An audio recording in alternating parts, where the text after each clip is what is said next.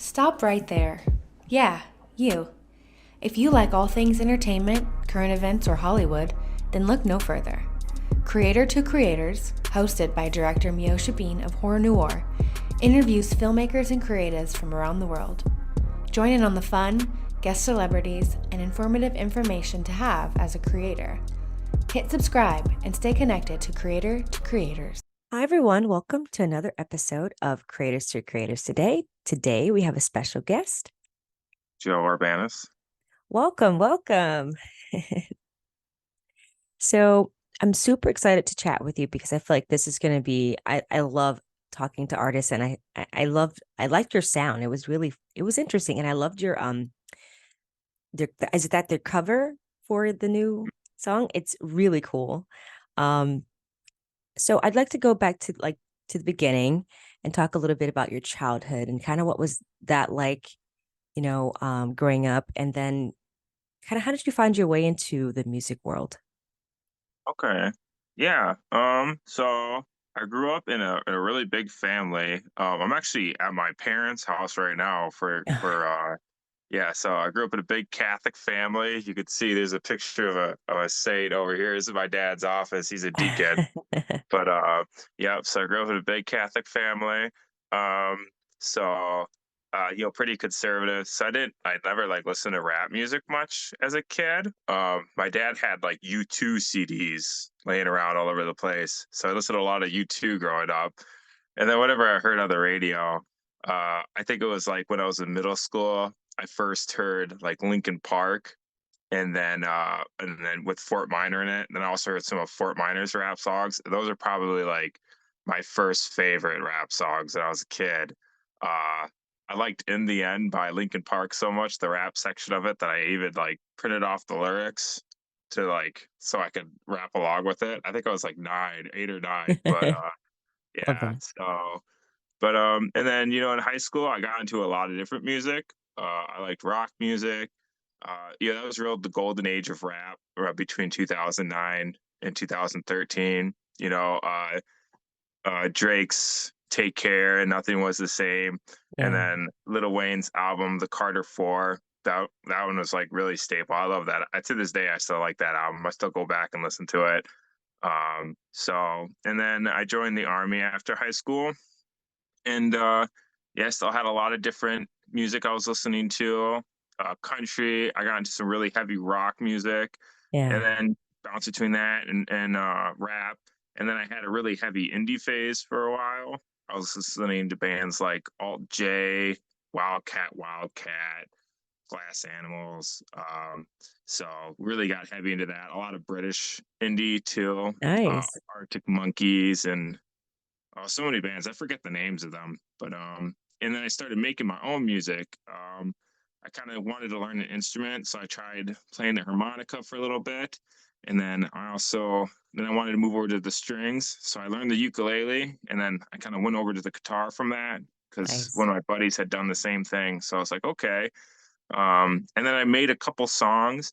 I had like my artist name was Abagatha at the time. It was kind of a twist on my last name, Urbanus. Love it. Yeah, I just made a couple songs and then I kind of put music away for a little bit. I would just pick at the guitar. And then when I got to college after the army, I got into rap music a lot again. I was on the football team for a short amount of time, and that's what they mostly listened to. I ended up breaking my leg, so Oh I my wasn't God. able to keep playing. Yep, so it's unfortunate. But the team that I played for, they're really good this year. They're in the playoffs, UW Lacrosse. Nice. Um, they're first seeded in their section. They beat their team last week 62-7, so maybe they make it to Wow. the national championship. So really proud of those guys. But yeah, but then after that, after I broke my leg, I kind of got into like reading a lot of like philosophy, and I changed my degree over to physics, and Nice. I started writing poetry, and then just kind of put my poetry over some beats, and yeah, I'm like 23 at this time, and I wrote my first rap song, and then after that, just kind of kept writing and making it. I'm 28 now, over the course of the past 5 years. Yeah, I've like tried to kind of put together like consolidate like mini little albums or whatever, mini little stuff. Didn't really hang on to it for a long time. I was never really happy with how they turned out. So, and I, put it down and picked it up because life got easy or harder, too many things going on. But then, yeah, then when I picked it back up this last time, I was like, well, let's try out the studio. And then I went to Carpet Booth and I recorded a small EP album. It had 5 tracks. 4 of them were published on Spotify. Nice. The fifth one was over Jay-Z's Story of OJ Hmm. beat, but I just Hmm. rapped over it. And it's called Not the Story of OJ. It's on YouTube, but it's just a bundle. It's nothing crazy. And then after that, I was like, you know what? I really think I'm going to give it a shot at trying to put together an album, an LP. So, yeah, so right after that, this is just this past September, yeah, I just scheduled out a bunch of times and just kept recording until I got to 10 songs. Well, we have 11, but one of them's it's over a Pink Floyd Wish You Were Here track. So Yeah, that's not on Spotify, that's on YouTube. Just because I didn't go out of my way to try and get um the sampling fees are pretty heavy on a popular crazy. song like that. Yeah. Yeah, So yeah, so I just like put it out there. If people find it and listen to it, that's cool. But yep, so and then with this last album, I was really happy with how it came together. Some of the lyrics I had been writing for a long time. I mean, June 2nd, which is the third track, I think, on the album, that was the second like rap that I ever wrote. I just kept, bringing it up to different beats and changing it over time. And finally, that's how I wanted to try and do it as fast as I could. So that's what I did. I tried to do it as fast as I possibly could. It slows down a little bit here and there. And then at the end of that song, yeah, it was kind of like impulsive at the studio, but I was like, I'm done rapping this. I've just done this song so many times, just sick of it, it's done and over with. And then the producer kind of adds a bunch of like audio effects and it kind of turns into like, I don't know if I'd say a little bit of an EDM song for the second half of it, but nice, yeah. So every song's got its own little like, ever got its own little like idea. They weren't all made the same at all, lyrics nice. wise. But yeah, I'd say that probably be the story. Nice. That's very cool. I love that. And I love so I'm curious about your so the new this new song that you have now, Manhattan, right? And so tell me about the process of making that song. Where'd that come from? And also your name. How would you describe your style, by the way? I'm Okay. very curious. Yeah. So, and just to make sure to work out. So the album is called Manhattan, Manhattan, yeah. and then my artist name is Fortitude. Fortitude. And then the first song, the main song, is also called Fortitude. So it's a little confusing. So that wasn't done on purpose. That was just the Ah. way. Because as soon as the song was done, I'm like, well, I have to call it Fortitude. Um, I'm like, but that's my name. I'm like, well, I guess that's just the way it is. But yeah, but like the highlight song of the album, Fortitude, it's about like the virtue of fortitude, kind of seen through the eyes of a soldier. There's like 2 parts of the song, kind of divided with the chorus. And the first part of the song is kind of about like an I guess it would say like a fortitude that's a little easier to come about, this bravery when in attacking your enemies, overcoming your enemies and stuff like that. The first half kind of describes like, soldiers in World War II or just soldiers in general. And then there's kind of a portion about like a soldier diving into like a foxhole, into a Mm, tunnel, like in Vietnam. So they're just ready to fight, they're just there for victory. And then the second half kind of describes like a more difficult fortitude. The first section of the second half shows like a soldier in the trenches and he's cold and he's low on ammo, hard in sleep, and the enemy's coming and they can't retreat. So the enemy's gonna just overcome them. They're probably gonna die. But then, he kind of he's like reflecting all these reasons as to why, almost like it's almost like just for him to despair, like, oh, I mm, should just give up almost, it doesn't quite say that, but then, but in the face of all that, he still rises to the to the moment and says like, well, if I'm going to die, like I'll die in honor, let freedom ring, let freedom ring. So, he kind of makes this decision that he's going to fight to the death, Mhm. despite the odds being against him. And then the second part of the second section, describes this like this decorated Vietnam vet coming off the plane. So he's been there, done that. He has a Purple Heart even, so he's been, shot or injured in some way, shape, or form. And Silver Cross, so he's done like these valorous. He's a man of valor, and the people there are just not treating him good. They're treating him like he's an enemy, and these are the people that he's fought for, like the people that he loves, his fellow countrymen. So it's like a different kind of endurance. Mm. It's a difficult thing to endure. That those that you love are persecuting you. It's this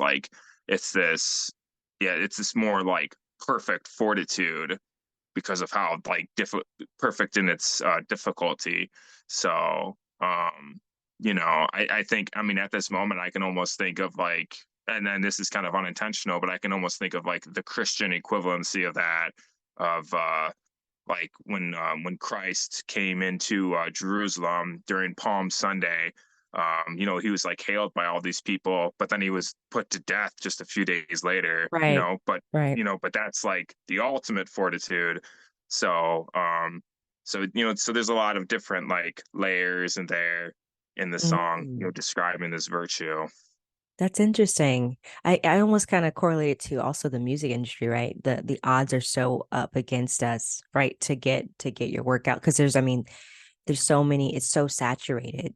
And then Hmm. to just keep going is it's like, you're gonna just you obviously you believe in yourself and you believe in what you have, the gift that you have, and your story you have to share.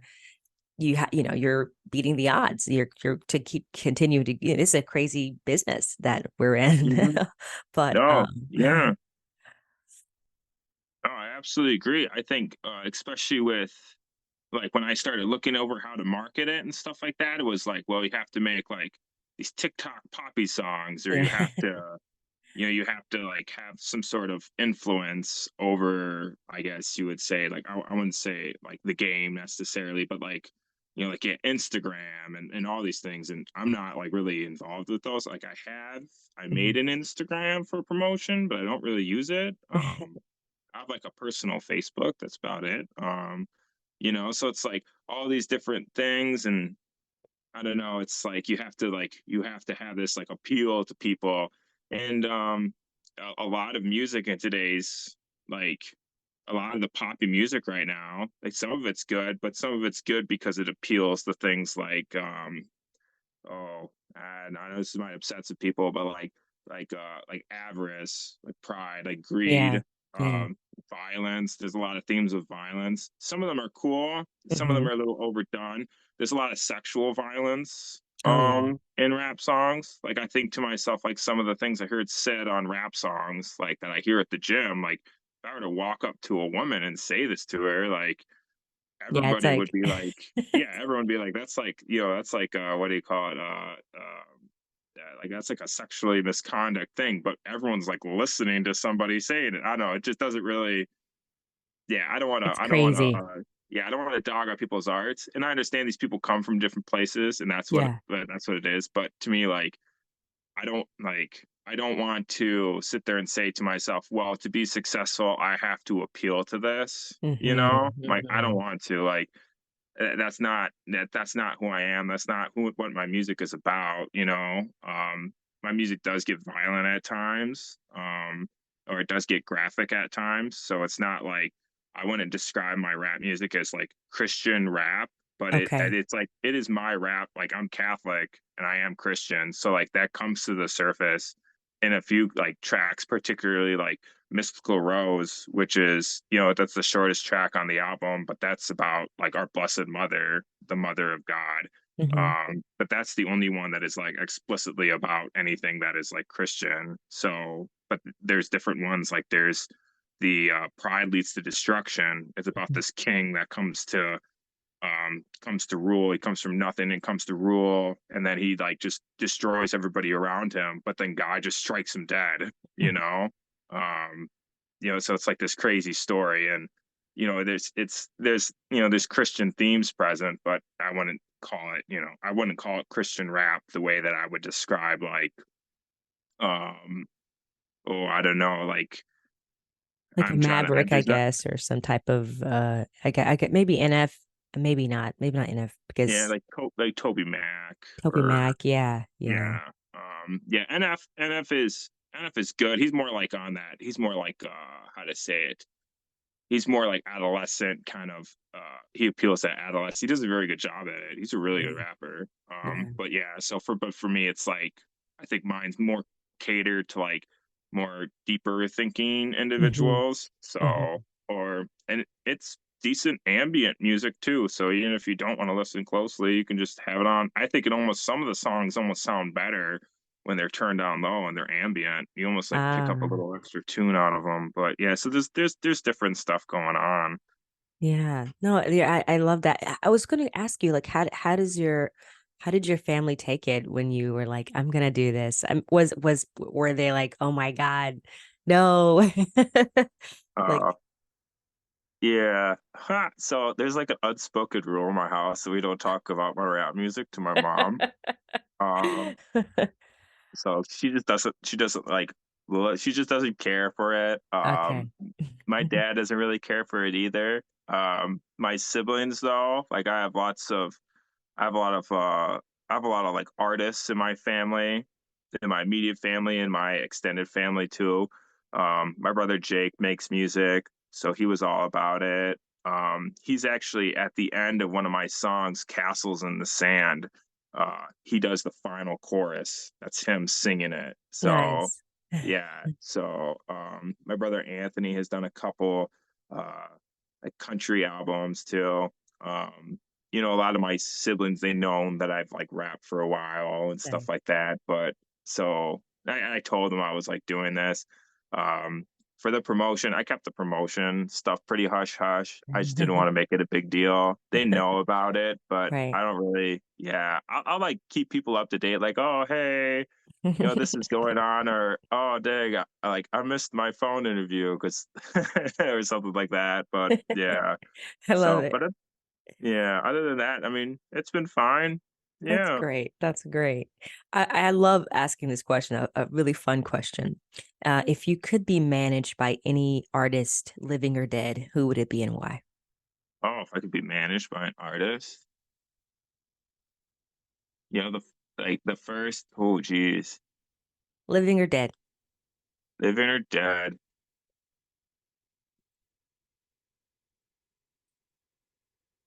I would, you know what? It would either be, I'm like torn between two people, but I would probably say like I'd love to be managed by Kendrick Lamar. Oh, it's a good one. It's a great one. Yeah. Um, like on a personal level, I think him and I would agree with certain stuff, and I think there are certain things that we would also disagree with. But I think that like we're both like deeper introspective thinkers. Um, and then I would also think of Bono, the lead singer to Oh, U2.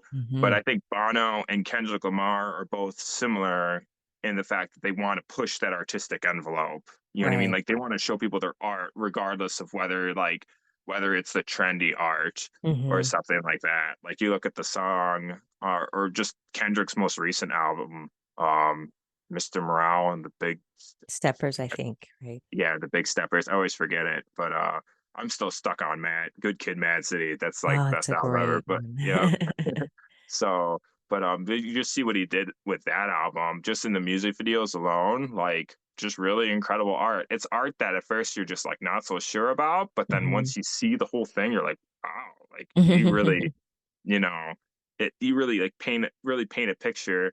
And it's different kind of music in the sense that you listen to it once. It's not like music that you listen on repeat, but it's like music that you come back to. You're like, oh Yeah, wow, like I'm kind of like I kind of like I'm kind of like feeling like, oh, I kind of want to get this like this edgy kind of feel that this artist presents and it gives it to you. You're like, oh, that's good. It's not like true radio music that's just playing in the back, yeah, which yeah. is also great music too.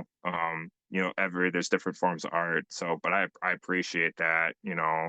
in the fact that Kendrick can make both of those types of songs. The same with, U2 or Bono, they can create both those types of songs. Yeah. So, Those are great answers. That's I like that. That's really good. Do you mhm.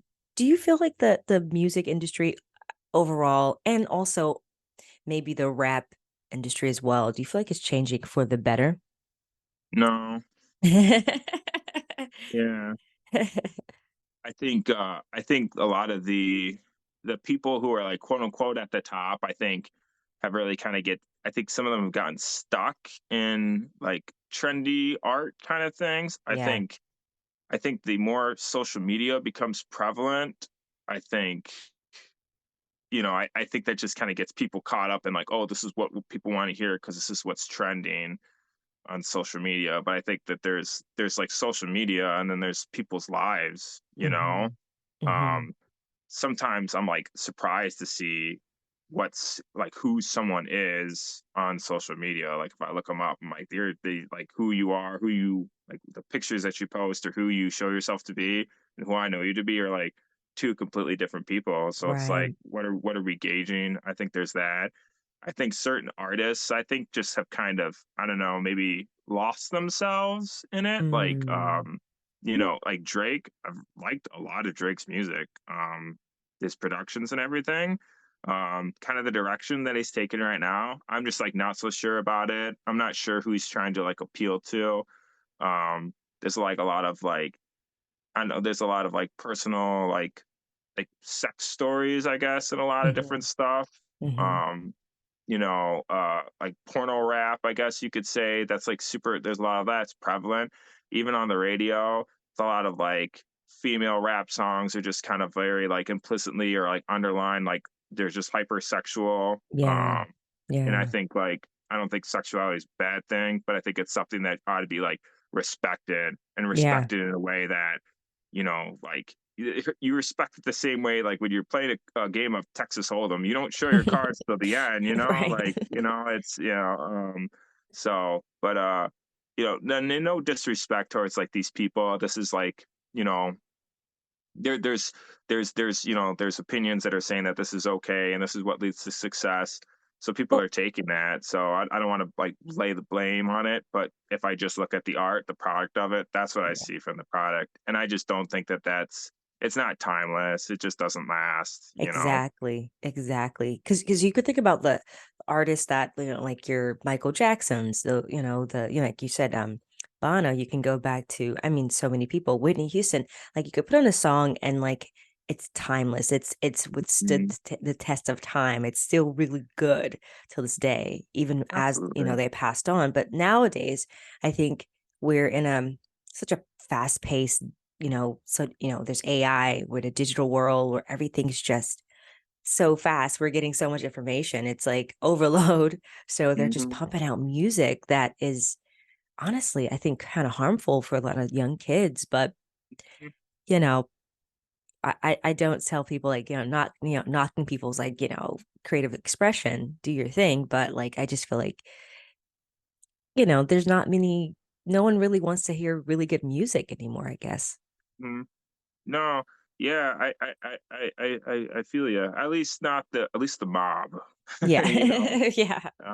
So there's still fans of U2, of old U2 music, and classical music. There's still people that listen to that. I know a lot of people my age, a lot of my friends, if they're not listening to like newer stuff, a lot of times they're exploring older music, like the Yeah. Eagles or I guess electric light orchestra, I think it's what it's called. It's bands like those, like they're just Mm, kind of going back to the older stuff, I think, maybe because the newer music just yeah, it's all got a similar, it all just kind of has a similar sound to it. yeah, So, it does. but It does. we'll see where the future goes. We'll see. We have people like yourself that want to, really talk about different things that are very different and interesting. I feel like that's very refreshing to know that, Thank you. there are people like yourself out there that want to, talk about things that are not just surface. Um, So my question to you is what keeps you motivated, when in tough times, when when you feel like things are not moving as fast as you want it to be. Mhm. Yeah. Yeah, that happens all the time for me. I feel like my patience is just constantly tested. And I just think, I think really it's my relationship with God. Love that. Um, like there's a time for scattering and there's a time for gathering. So I know like whenever I think I've been foolish and try to push things along faster than they're supposed to go. Whether it's things at work or whether it's things with relationships or with my music. And I feel like I've learned the hard way with that stuff that you just kind of got to be patient.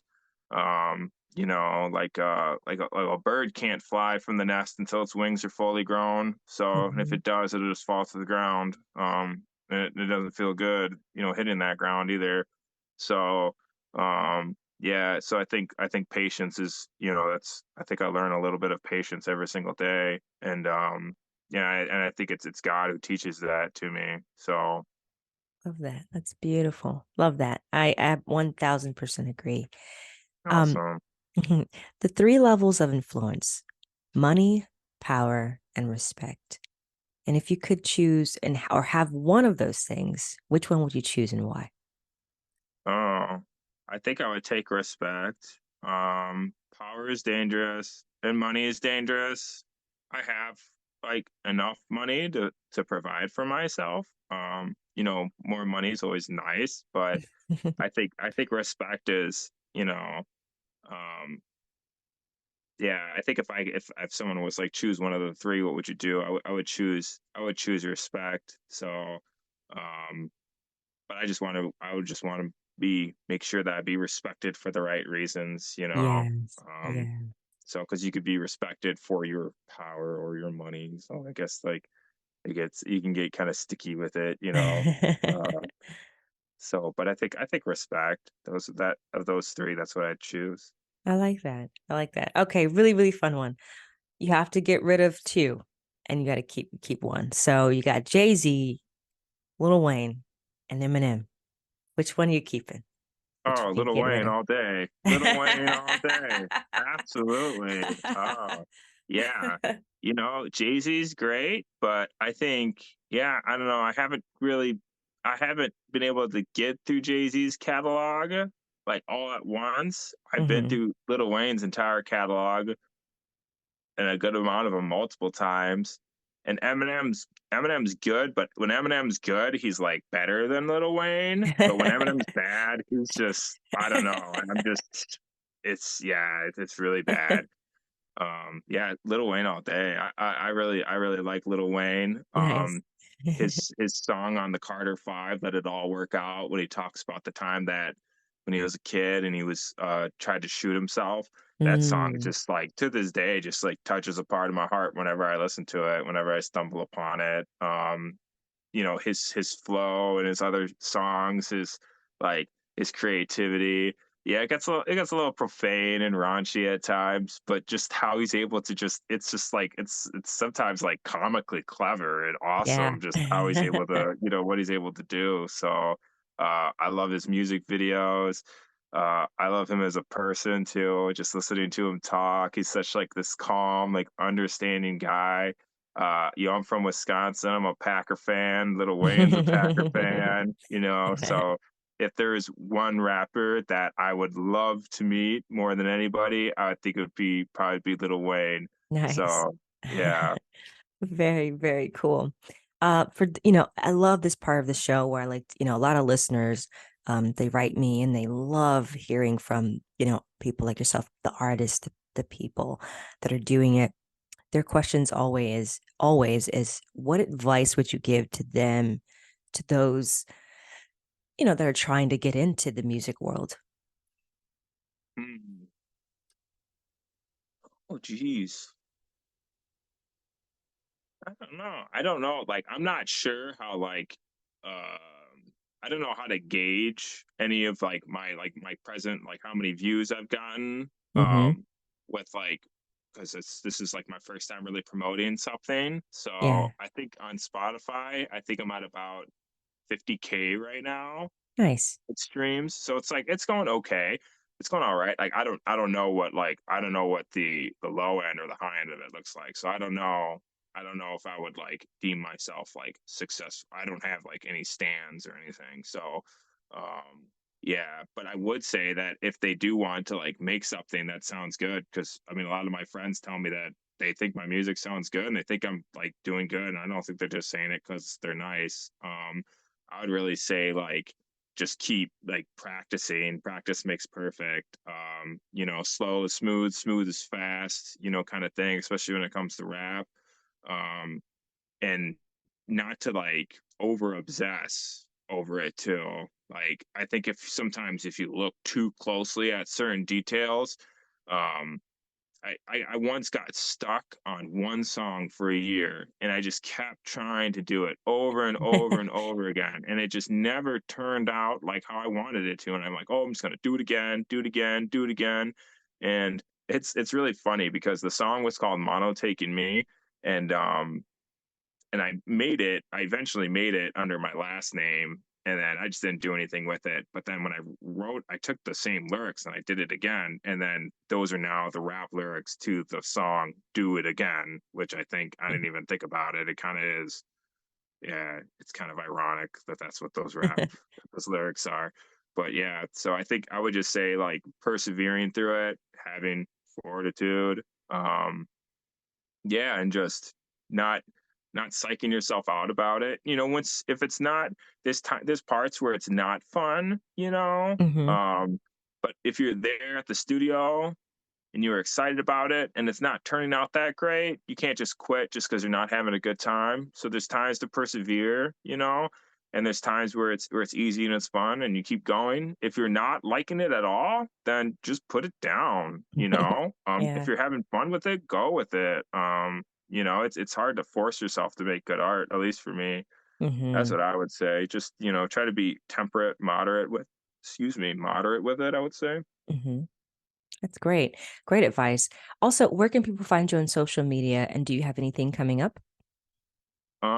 I am just working on stuff. I don't know when I will record it, just because I'm kind of back to my advice. I'm kind of getting into with all the promotion. I'm just kind of getting to a point with it where I'm starting to feel a little overwhelmed Yeah. um with it, between like trying to write, trying to promote, and then trying to do everything at work. And I'm just like, so I'm thinking I might step back from what I'm working on, um, and we'll see. So I could like in theory probably like do 10 tracks here pretty soon, but I think I'm just gonna wait on it. Just let them just keep working on them. So there'll be something in the future.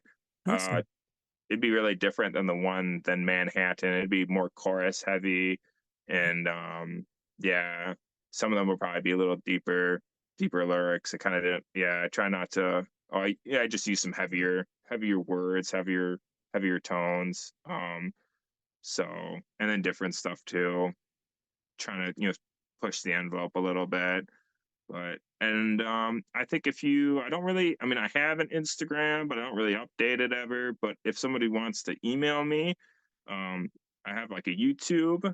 The handle is Fortitude333. If somebody wants to email me, it'd be fortitudemusic333 at gmail.com.